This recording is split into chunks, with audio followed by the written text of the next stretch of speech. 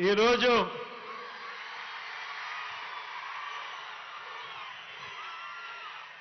మన విజయవాడను చూస్తా ఉంటే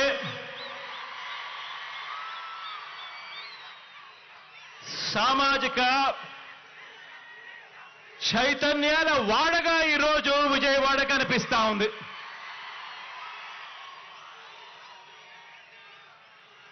భారతరత్న బాబాసాహెబ్ డాక్టర్ భీమ్రావ్ అంబేద్కర్ గారి మహావిగ్రహం, స్టాచ్యూ ఆఫ్ సోషల్ జస్టిస్ ఆవిష్కరణ సందర్భంగా ఇవాళ ఇక్కడికి వచ్చిన నా ప్రతి అక్కకు,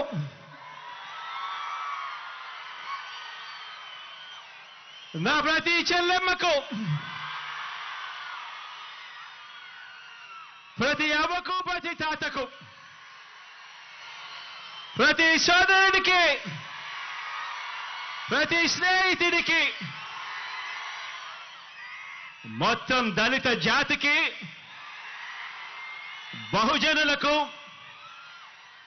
రాజ్యాంగాన్ని, ప్రజాస్వామ్యాన్ని ప్రేమించే ప్రతి గుండెకు ఈరోజు మీ జగన్ అభినందనలు తెలియజేస్తా ఉన్నాడు ఈ వేదికపై నుంచి.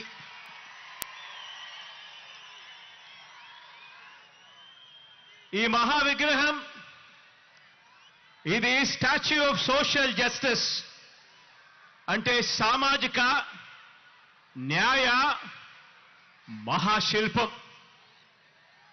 ఎప్పుడైనా కూడా ఇటువంటి విగ్రహాన్ని చూసినప్పుడు మామూలుగా అమెరికాలో స్టాచ్యూ ఆఫ్ లిబర్టీ అనే అమెరికాలో మనకు కనిపిస్తూ ఉంటుంది.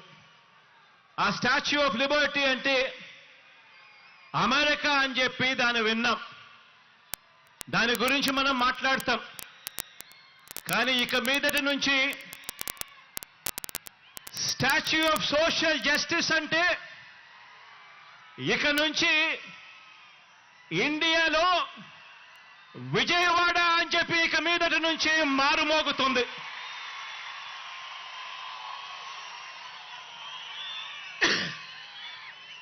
ఈ విగ్రహం మనందరి ప్రభుత్వం ఈ 56 నెలల్లో అడుగడుగునా కూడా అనుసరించిన సామాజిక న్యాయానికి నిలువెత్తు నిదర్శనం ఈ విగ్రహం ఇక్కడే విజయవాడలో ఎప్పుడూ కనిపిస్తూ ఉంటుంది.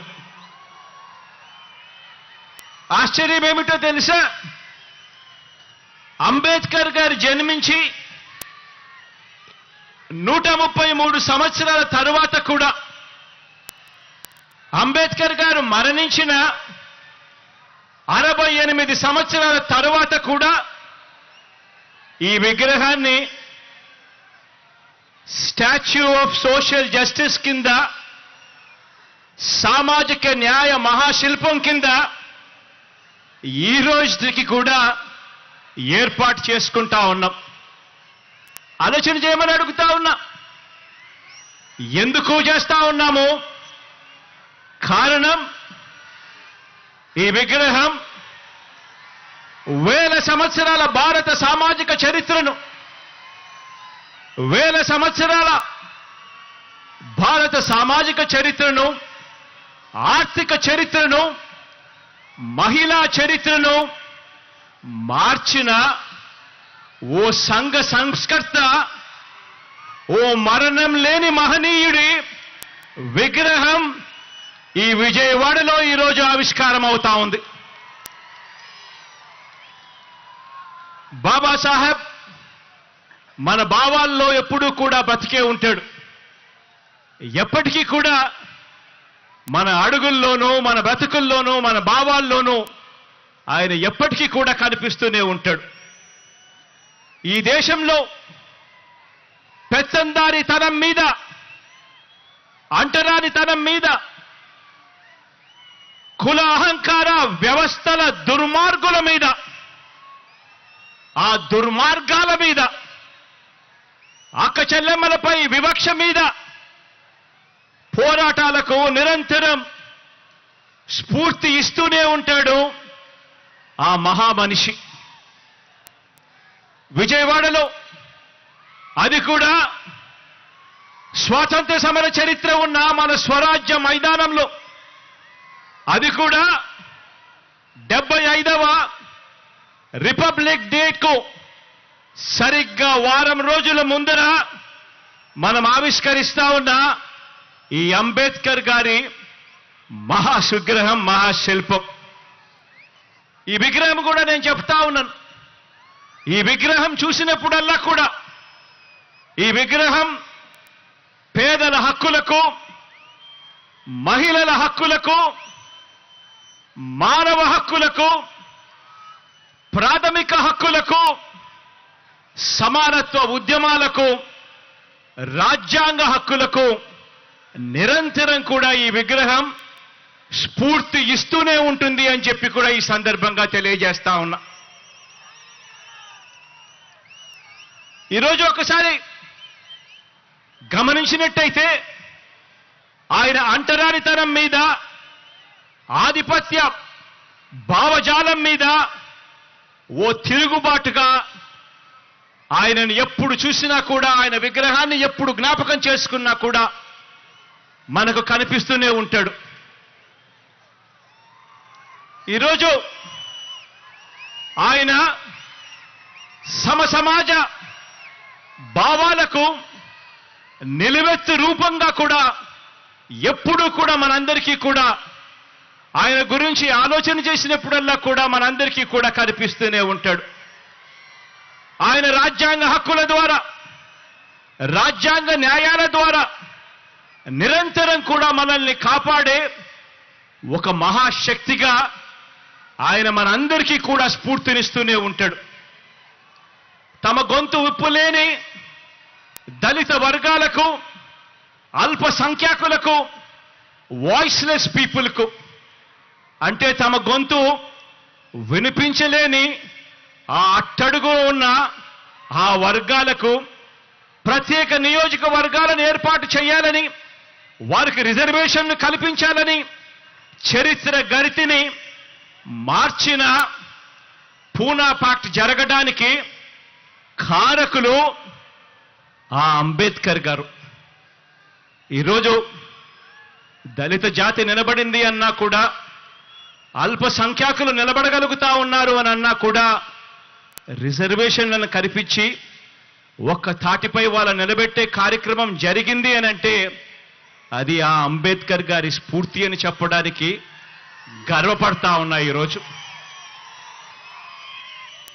ప్రతి వాడలో ఉన్న ఆయన విగ్రహం అణగారిన వర్గాలకు నిరంతరం కూడా ధైర్యాన్ని ఇస్తుంది, శక్తినిస్తుంది, అండనిస్తుంది, ఒక మహాశక్తిగా తోడుగా నిలబడుకుంటుంది.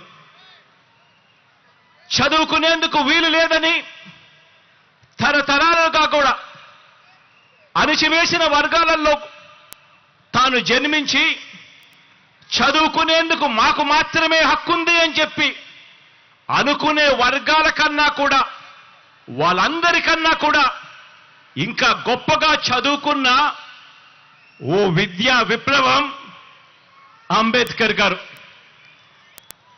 ఆయన బడిలో చదువుకుంటా ఉన్న రోజుల్లో ఆయన దళితుడు కాబట్టి తన తరగతి గదిలో మంచినీరు తాగాలంటే ఆ గదిలో ఉన్న ఆ కుండలో నుంచి గ్లాస్ ముంచుకొని నీరు తాగడానికి వీల్లేదట. ఆ బడిలో ప్యూను దళిత విద్యార్థికి నీటిని ఆయన తెచ్చుకున్న గ్లాసులో నుంచి పైనుంచి పోసేవాడట. ఒకసారి అంబేద్కర్ గారు ఆయన చెప్పిన మాటలు ఒకసారి వింటే, బడికి ఏ రోజైనా కూడా ప్యూన్ రాకపోతే ఆ రోజు నాకు తాగడానికి మంచినీళ్లు కూడా లేనట్టే అని చెప్పి అనే మాటలు ఒక్కొక్కసారి బాధ కలిగిస్తాయి. ఒక్కొక్కసారి జరుగుతా ఉన్న ఆ నిజాలను చూసినప్పుడు ఇంకా మనము ఎక్కడ ఉన్నాము అని చెప్పి అనిపించే మాటలివి. అలాంటి అంటరానితనాన్ని తాను స్వయంగా అనుభవించి దాని మీద ఒక తిరుగుబాటును, ఓ విప్లవాన్ని, ఓ స్వాతంత్ర పోరాటాన్ని, వీటి అన్నిటినీ కూడా ఉమ్మడిగా చూస్తే, ఉమ్మడి చేస్తే ఆ పోరాటానికి రూపమే అంబేద్కర్ గారు.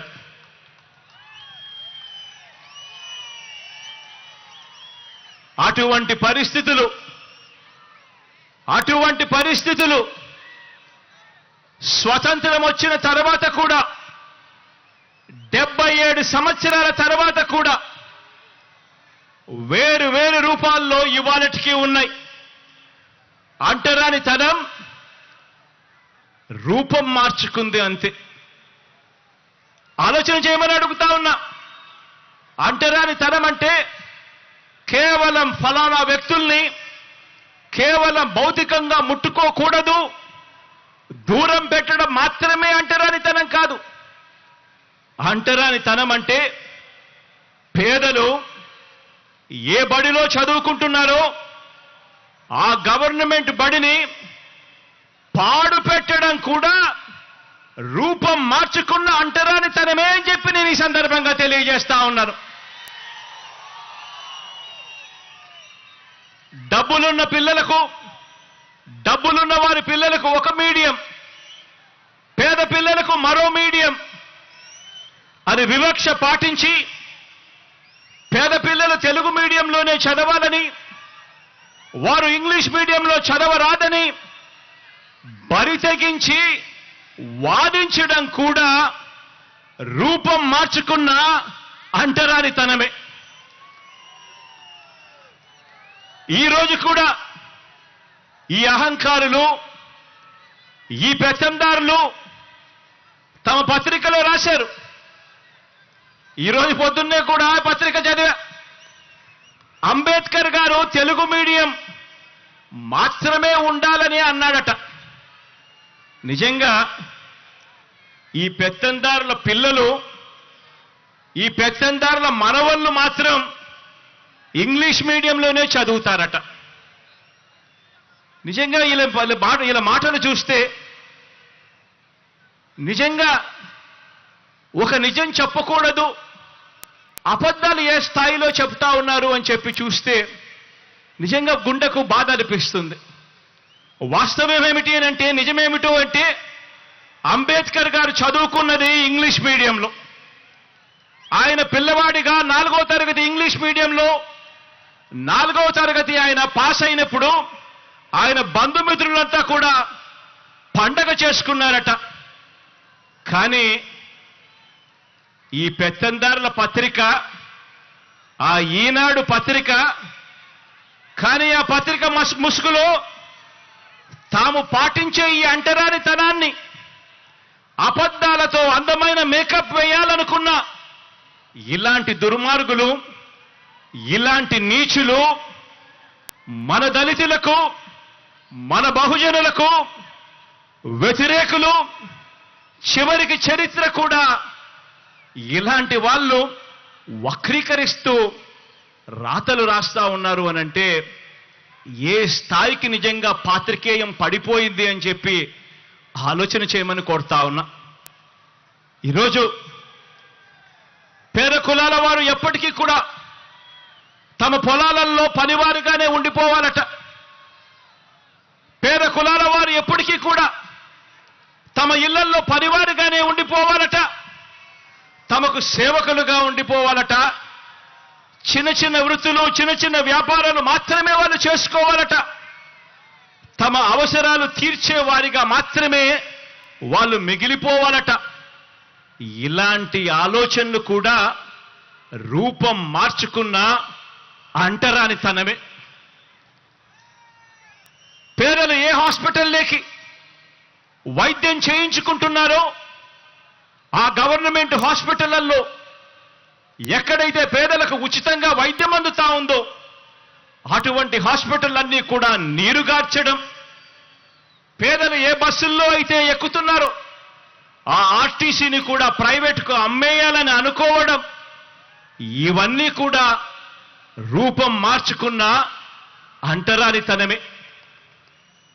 ఏ పౌర సేవ కావాలన్నా కూడా, ఏ పథకం పేదవాడికి కావాలన్నా కూడా ఆ పేదలు లంచాలిచ్చుకుంటూ వివక్షకు లోనవుతూ కార్యాలయాల చుట్టూ తిరుగుతూ జన్మభూమి కమిటీల చుట్టూ తిరిగేలా వారి సహనాన్ని పరీక్షించడం కూడా రూపం మార్చుకున్న అంటరానితనమే. అవ్వ తాతలకు పెన్షన్ కావాలన్నా, రైతన్నలకు ఎరువులు కావాలన్నా పొద్దున్నే లేచి పొడువాటి లైన్లలో ఆ క్యూలల్లో నిలబడి చివరికి ఆ క్యూలలోనే మనుషులు చనిపోతున్నా కూడా పాలకుల గుండె కరక్కపోవడం కూడా ఇవన్నీ కూడా రూపం మార్చుకున్న అంటరానితనమే. ఈ అంటరానితనంలో పేదల మీద పెత్తందారి భావజాలంలో ఇవన్నీ కూడా భాగాలే. ఎస్సీల అసైన్డ్ భూముల్ని కూడా కాజేసి తాము గజాల లెక్కన అమ్ముకోవాలనుకున్న రియల్ ఎస్టేట్ రాజధానిలో పేద సామాజిక వర్గాలకు చోటు లేకుండా తాము మాత్రమే ఒక కోట కట్టుకోవాలన్న కుతంత్రాలు చేయడం కూడా రూపం మార్చుకున్న అంటరానితనమే.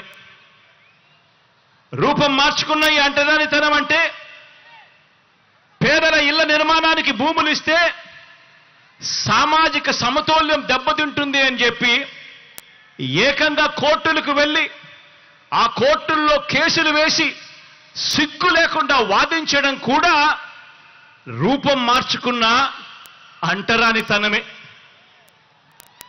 రూపం మార్చుకున్న అంటరానితనం అంటే మన ఎస్సీలు, మన ఎస్టీలు, మన బీసీలు, మన మైనారిటీలు, మన నిరుపేద పిల్లలు చదువుకునే ఆ గవర్నమెంట్ బడులలో ఇంగ్లీష్ మీడియం చదువులు చెప్పడానికి వీల్లేదని కోర్టులకు వెళ్లి సైతం పిటిషన్లు వేయడం కూడా రూపం మార్చుకున్న అంటరానితనమే.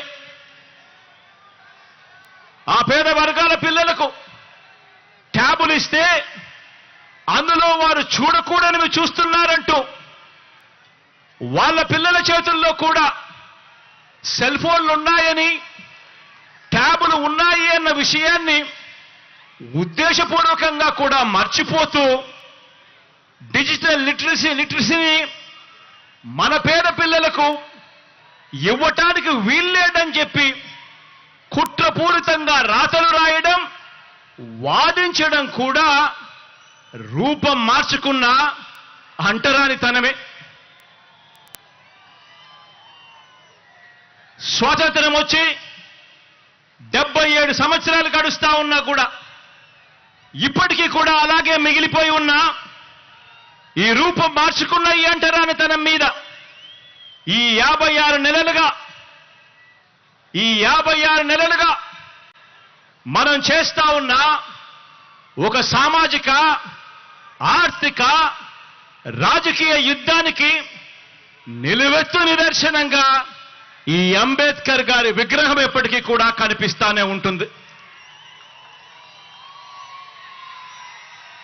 ఈ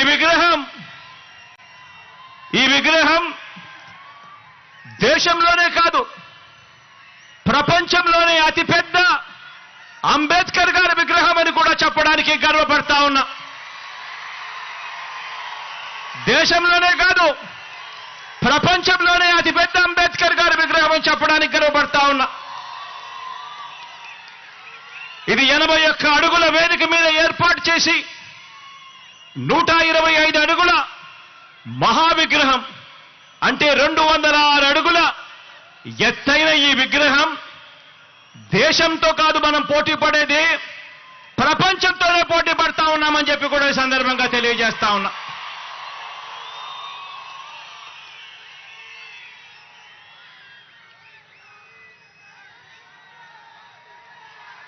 తరతరాలు కూడా ఈ ఆకాశమంతటి మహానుభావుడి, ఈ ఆకాశమంతటి వ్యక్తిత్వాన్ని గుర్తు చేసుకోవాలి. ప్రతి పిల్లాడు, ప్రతి పాప కూడా ఆయన జీవిత చరిత్ర నుంచి స్ఫూర్తిని తెచ్చుకోవాలి. ఎందుకంటే అభివృద్ధికి అభ్యుదయానికి మధ్య అవినాభావ సంబంధం అంబేద్కర్ గారి భావజాలం. ఇలాంటి భావజాలం మన పెత్తందారులకు మాత్రం నచ్చదు. పెత్తందారులంటే ఎవరో మీ అందరికీ బాగా ఈ పాటికి అర్థమై ఉంటారనుకుంటా ఉన్నాను.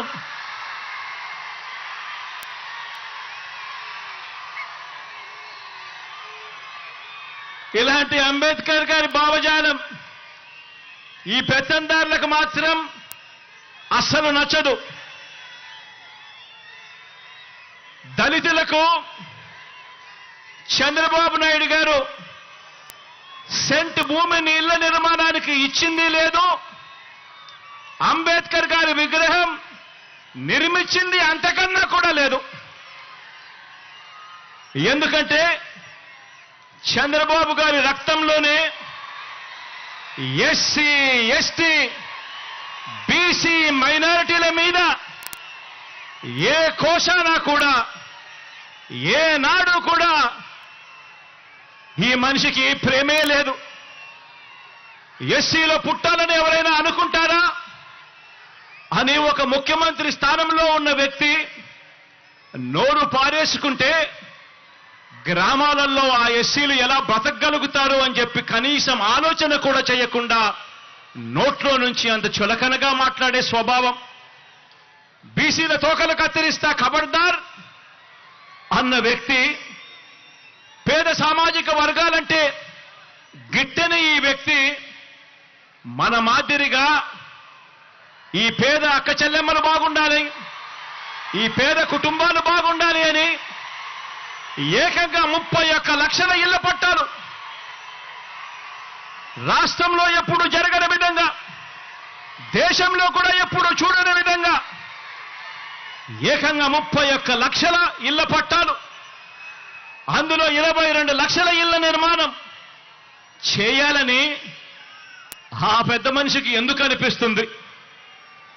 పెత్తందారి పార్టీలకు, ఈ పెత్తందారి నాయకులకు చదువుకునే మన పేద పిల్లలకు ఒక అమ్మఒడి ఇవ్వాలని, ఓ విద్యా దీవెన ఇవ్వాలని, ఓ వసతి దీవెన ఇవ్వాలని, ఓ గోరు ముద్ద ఇవ్వాలని, ఓ విద్యా కానుక ఇవ్వాలని, ఓ ట్యాబులు ఇవ్వాలని, ఓ ఇంగ్లీష్ మీడియంలో చదువులు చెప్పించాలని, బైలింగ్వల్ టెక్స్ట్ బుక్స్ ఇవ్వాలని, మన గవర్నమెంట్ బడులలో, మన క్లాస్ రూమ్లలో డిజిటైజేషన్ జరగాలి అని, ఐఎఫ్పీలను ఏర్పాటు చేయాలని, నాడు నేడుతో మన చదువులు, మన బడులు రూపురేఖలు మార్చాలి అని ఇటువంటి పెత్తందారి నాయకులకు కానీ, ఇటువంటి పెత్తందారి పార్టీలకు కానీ ఎందుకు అనిపిస్తుంది అని ఒక్కసారి ఆలోచన చేయమని అడుగుతా ఉన్నా.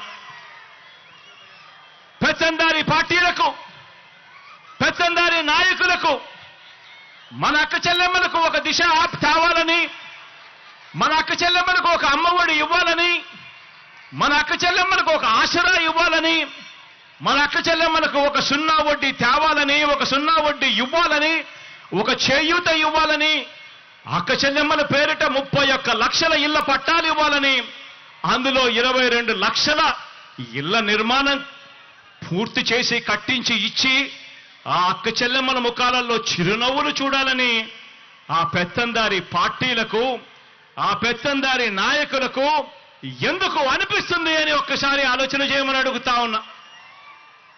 పెత్తందారి పార్టీలకు, ఆ పెత్తందారి నాయకులకు మన రైతన్నలకు పగటిపూటే 9 గంటల పాటు ఉచిత విద్యుత్ ఇవ్వాలని, ఒక రైతు భరోసాతో రైతన్నను ఆదుకోవాలని, వారిని చేయి పట్టుకొని నడిపించే ఒక ఆర్బీకే వ్యవస్థను వాళ్ళ ముందరే పెట్టాలి అని చెప్పి ఎందుకు అనిపిస్తుంది అని చెప్పి ఒక్కసారి ఆలోచన చేయమని కోరుతా ఉన్నా.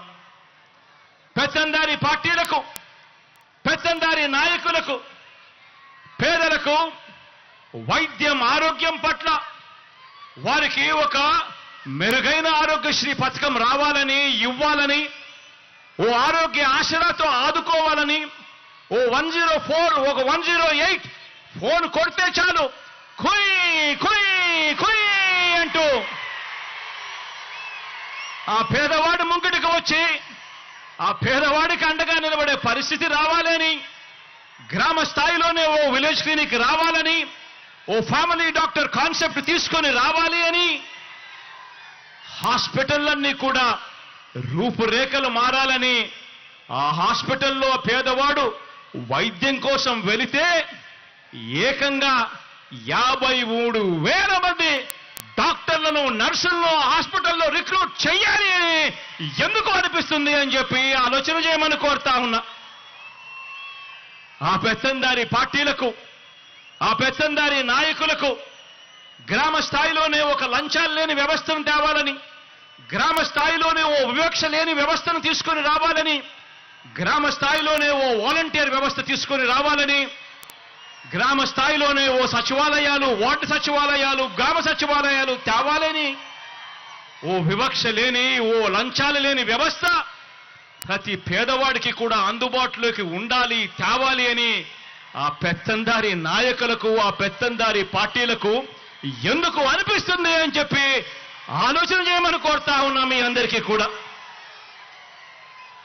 ఈ పెత్తందారి పార్టీలకు, ఈ పెత్తందారి నాయకులకు నామినేటెడ్ పోస్టుల్లోనూ, నామినేషన్ మీద ఇచ్చే కాంట్రాక్టుల్లోనూ 50% నా ఎస్సీ, నా ఎస్టీ, నా బీసీ, నా మైనారిటీ అంటూ వాళ్లకు 50% పదవులు వాళ్ళకే ఇవ్వాలని, ఇచ్చేట్టుగా ఏకంగా చట్టం తీసుకొని రావాలి అని వాళ్ళకు ఎందుకు అనిపిస్తుంది అని ఆలోచన చేయమని అడుగుతా ఉన్నా. మంత్రి మండలిలో, మీ బిడ్డ మంత్రి మండలిలో ఏకంగా 4 డిప్యూటీ సీఎం పదవులు నా నా నా అంటూ నా ఎస్సీలకు, నా ఎస్టీలకు, నా బీసీలకు, నా మైనారిటీలకు మనమిస్తే మంత్రి మండలిలో ఏకంగా 68% మంత్రి పదవులు నా నా నా అంటూ నా ఎస్సీలకు, నా ఎస్టీలకు, నా బీసీలకు, నా మైనారిటీలకు మనమిస్తే సామాజిక పరంగా, రాజకీయ పదవుల్లో దేశ చరిత్రలో ఎప్పుడు చూడని విధంగా ఈ 56 నెలల్లో అడుగులు పడ్డాయి. ఏకకాలంలో శాసనసభ స్పీకర్గా ఒక బీసీ, ఏకకాలంలో శాసనసభ మండలి చైర్మన్గా ఒక ఎస్సీ, శాసనసభ శాసన మండలి డెప్యూటీ చైర్పర్సన్గా ఒక మైనారిటీ అక్కకు పెద్దపీట వేసిన ఏకైక ప్రభుత్వం మీ బిడ్డ ప్రభుత్వం అని కూడా చెప్పడానికి గర్వపడతా ఉన్నా. మనందరి ప్రభుత్వం వచ్చాక రాజ్యసభకు 8 మందిని పంపిస్తే అందులో 4 నా వాళ్ళు అనుకుంటా ఉన్నా, నా ఎస్సీ, ఎస్టీ, బీసీ, మైనారిటీ వర్గాల వారు అని చెప్పడానికి గర్వపడతా ఉన్నా. మన పార్టీ మండలిలో 43 మంది సభ్యులు మన పార్టీలో ఉంటే అందులో 43 మందిలో 29 మంది నా నా నా నేను పిలుచుకుంటా ఉన్నా, నా ఎస్సీ, నా ఎస్టీ, నా బీసీ, నా మైనారిటీ, నా అన్నదమ్ములే, నా అక్క చెల్లెమ్ములేని గర్వంగా కూడా తెలియజేస్తా ఉన్నా.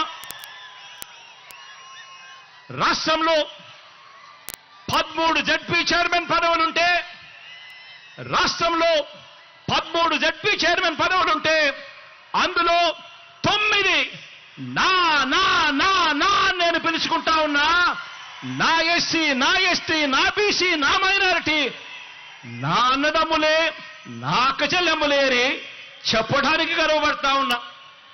రాష్ట్రంలో 17 మున్సిపల్ కార్పొరేషన్ మేయర్లు ఉంటే, 17 మున్సిపల్ కార్పొరేషన్ మేయర్లు ఉంటే అందులో 12 నా నా నా నా అని నేను పిలుచుకుంటా ఉన్నా, నా ఎస్సీలు, నా ఎస్టీలు, నా బీసీలు, నా మైనారిటీలు, నా అన్నదమ్ములు, నా అక్క చెల్లెమ్మలు మేయర్ పదవుల్లో వాళ్ళే కనిపిస్తా ఉన్నారు అనంటే 87 మున్సిపాలిటీలు ఉన్నాయి రాష్ట్రంలో. అందులో 84 మీ బిడ్డ, మీ అందరి ఆశీస్సులు, దేవుడు దయతో గెలిచాడు. ఆ 84 నీ బిడ్డ గెలుచుకుంటే అందులో నా నా నా నా అని పిలుచుకుంటూ ఏకంగా ఆ 84లో 58 నా ఎస్సీ, నా ఎస్టీ, నా బీసీ, నా మైనారిటీ మున్సిపల్ చైర్మన్ల పదవుల్లో నా అన్నదమ్ములు, నా అక్క చెల్లెమ్మలు ఇవాళ కనిపిస్తా ఉన్నారు. 196 మార్కెట్ కమిటీ చైర్మన్లు ఉంటే అందులో 117 ఏకంగా నా నా నా నా అని చెప్పి నేను పిలుచుకునే నా ఎస్సీ, నా ఎస్టీ, నా బీసీ, నా మైనారిటీ అన్నదమ్ములు, అక్క చెల్లెమ్మలే ఉన్నారు. 137 కార్పొరేషన్ చైర్మన్ పదవులు ఉంటే అందులో 79 నా ఎస్సీ, నా ఎస్టీ, నా బీసీ, నా మైనారిటీ అని చెప్పి ఆప్యాయంగా నేను పిలుచుకునే నా అన్నదమ్ములు, నా అక్క చెల్లెమ్మలే ఇవాళ అక్కడ కనిపిస్తా ఉన్నారు. మొత్తంగా రాజకీయ నియామకాలు పదవుల్లో సగానికి పైగా మొత్తంగా రాజకీయ నియామకాల్లో మొత్తంగా రాజకీయ పదవుల్లో సగానికి పైగా ఎవరున్నారో తెలుసా? నా అక్క చెల్లెమ్మలున్నారు అని గర్వంగా కూడా చెప్తా ఉన్నా. ఈరోజు నా అక్క చెల్లెమ్మలు ఇవాళ పదవుల్లో ఉన్నారు అని గర్వంగా చెప్పగలుగుతా ఉన్నాను. మన ప్రభుత్వం అధికారంలోకి వచ్చిన తర్వాత ఈ 56 నెలల కాలంలో ఏకంగా 2,10,000 పైచిలకు గవర్నమెంట్ ఉద్యోగాలు మీ బిడ్డ ప్రభుత్వం ఇస్తే ఈ 2,10,000 గవర్నమెంట్ ఉద్యోగాలలో ఏకంగా 80% నా ఎస్సీ, నా ఎస్టీ, నా బీసీ, నా మైనారిటీ నా చెల్లెమ్మలు, నా తమ్ముళ్ళే ఈరోజు ఉద్యోగాల్లో ఉన్నారు అని చెప్పడానికి గర్వపడతా ఉన్నా. ఇలాంటి సామాజిక న్యాయం మనందరి ప్రభుత్వంలో కాకుండా మరెక్కడైనా చూశారా అని చెప్పి నేను అడుగుతా ఉన్నాను ఇదే వేదికపై నుంచి. ఈరోజు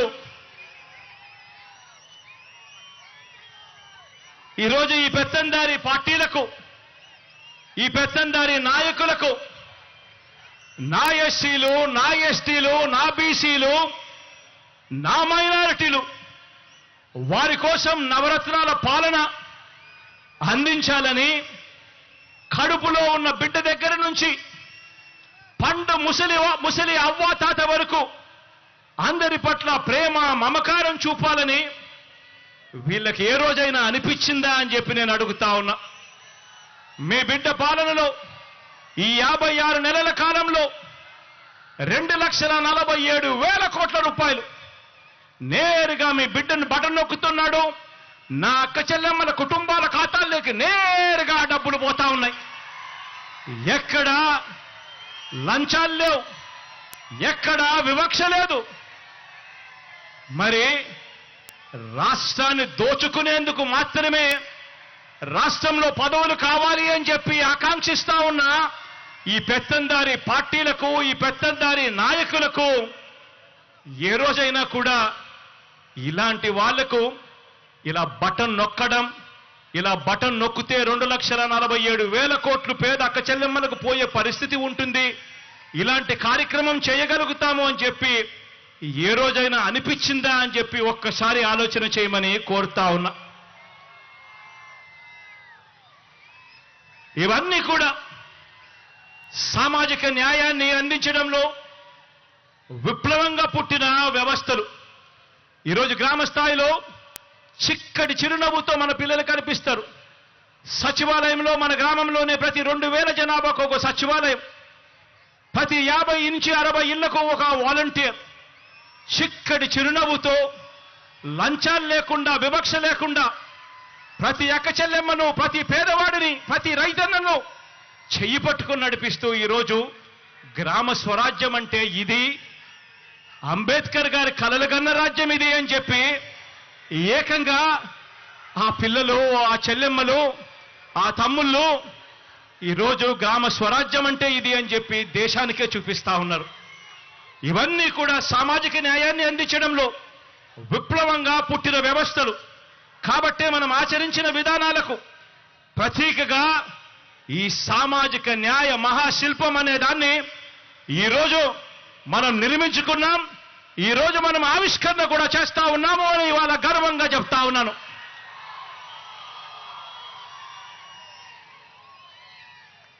ఈరోజు మనందరి ప్రభుత్వం, మీ బిడ్డ ప్రభుత్వం, మీ కష్టం తెలిసిన మీ అన్న ప్రభుత్వం ఇంటింటా కూడా ప్రతి గ్రామం నుంచి కుప్పం నుంచి ఇచ్చాపురం వరకు ఏ గ్రామాన్నైనా కూడా తీసుకోండి, ప్రతి గ్రామంలో కూడా మార్పులు కనిపిస్తాయి. ప్రతి గ్రామంలో కూడా ఇంటింటా కూడా ఒక చదువుల విప్లవం కనిపిస్తుంది. ప్రతి గ్రామంలో కూడా ఇంటింటా కూడా ఒక మహిళా సాధికారత విప్లవం కనిపిస్తుంది. ప్రతి గ్రామంలో పరిపాలన సంస్కరణలు కనిపిస్తాయి. ప్రతి గ్రామంలోనూ ఒక వ్యవసాయ విప్లవం కనిపిస్తుంది. ప్రతి గ్రామంలోనూ కూడా పారిశ్రామిక మౌలిక సదుపాయాల విప్లవం కల్పించేట్టుగా దిశగా ఆ జిల్లాలో ఎప్పుడూ చూడని విధంగా ఈరోజు అభివృద్ధి కనిపిస్తా ఉంది. వైద్య ఆరోగ్య రంగంలో ఎప్పుడూ కూడా ఊహించని విధంగా గ్రామ స్థాయిలోనే మార్పు చెందిన మరో విప్లవం మన పిల్లలకు అక్కడే కనిపిస్తా ఉంది. కడతా ఉన్న డిజిటల్ లైబ్రరీలు కనిపిస్తా ఉన్నాయి. ప్రతి అంశంలోనూ కూడా పేదల అభివృద్ధికి, పేదల అభ్యున్నతికి తీసుకుంటా ఉన్న ప్రతి ఒక్క నిర్ణయానికి కూడా దేవుడి దయ, ప్రజలందరి చల్లని దీవెనలు కలకాలం ఉండాలని చెప్పి ఆ మహానుభావుడి విగ్రహాన్ని ఆవిష్కరించే కార్యక్రమంలోకి ఇక్కడ నుంచి అందరం కూడా బయలుదేరి ఎక్కడికి పోదాము అని చెప్పి కూడా ఈ సందర్భంగా తెలియజేస్తా ఉన్నాను.